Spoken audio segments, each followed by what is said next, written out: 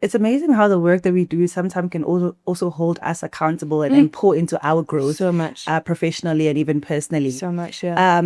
I've seen a lot, and I think this is something that you also know, that organization will tend to focus a lot more on their systems, their framework, and their policies. And I think you've mentioned it quite beautifully when we look at the blind spot. But where do you see the disconnect between the structural changes that need to be made and the personal accountability? Often that gap, as I said, is this kind of disconnect between what we said is strategy and what's actually happening on the ground. The other area is that a lot of the work is done is around the values that an organization has. Yeah. And we know, like any office that we walk into, they're normally like the first thing on the wall and enters in the All four or framed. five, or yeah, exactly.